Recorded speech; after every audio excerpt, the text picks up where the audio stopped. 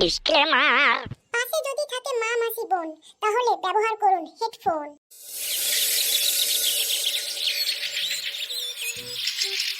ওমা মা।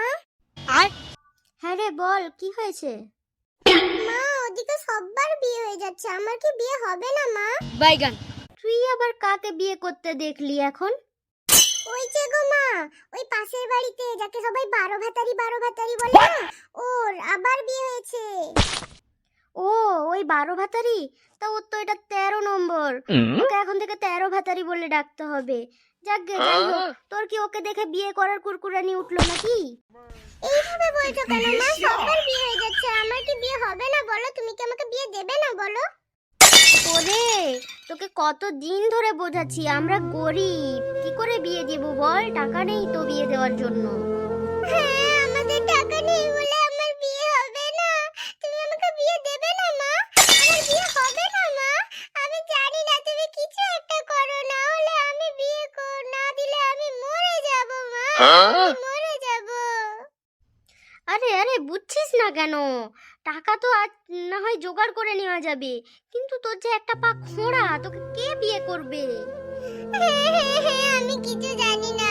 তুমি যদি আমাকে বিয়ে না দাও আমি আজকেই মরে যাব। খোড়া তো কি হয়েছে, আমার জন্য একটা খোড়া ছেলে বিয়ে জোগাড় করে নিয়ে আসো। ওরে, খোঁড়া ছেলে যে রাতে দিতে পারবে না, লাগাতে পারবে না, তাহলে কি করবি? ওই লাগালাগিটা আবার কি মা? আরে লাগালাগি জানিস না? ও না হয় পরে বুঝবি, আগে দাঁড়া, কিছু চেয়ে চিনতে নিয়ে আসি তোকে বিয়ে দেওয়ার জন্য।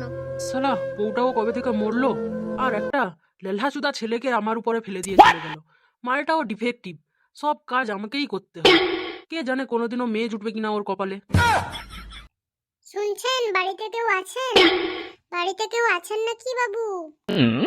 কেউ থাকলে সারা দিন না। এই তুই কি কানিচুদি নাকি রে? দেখতে পাচ্ছিস সামনে জলজন্ত একটা লোক বসে আছে, না আমাকে কি ভূত মনে হয় নাকি?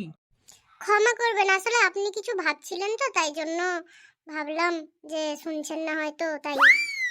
তা আমি ভাবছিলাম বলে তুই কি চিৎকার করে করে আমার কানের গাঁড় মেরে দিবি নাকি? আমার মেয়ের বিয়ে, দয়া করে কিছু সাহায্য করুন। এই লেলহাচুদা কোথায় রে? শোন একটু এদিকে। হ্যাঁ বাবা বলো, কি হয়েছে গো, ডাকলে কেন?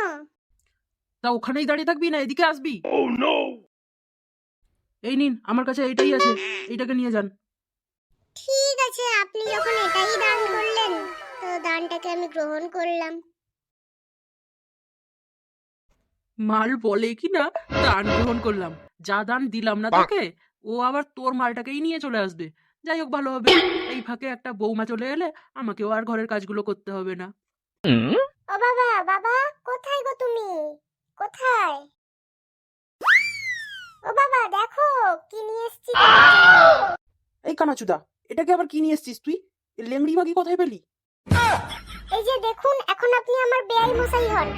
এখন আপনি আর ভাষা বলতে পারেন না, এইভাবে বাজে বাজে কাঁচা খিস্তি মারবেন না। আমার মেয়েকে লেংড়ি চুদি বলছেন কি আপনি? আপনার এই কানাচোদা ছেলেকে আপনি দান হিসেবে দিয়েছেন, তো লেংড়ি মাগিকে তো আপনাকেই নিতে হবে নাকি? এই রইলো আপনার ঘরে দুটো ডিফেক্টিভ মালকে আমি দিয়ে গেলাম, এবার আপনার দায়িত্ব। হায় হায় রে, এ আমার কি হলো রে? আমি ভাবলাম এখন থেকে আমার কাজ কমলো, এ তো লেংড়ি মাগিকে নিয়ে চলে এলো, কানাচোদা আর লেংড়ি মাগি।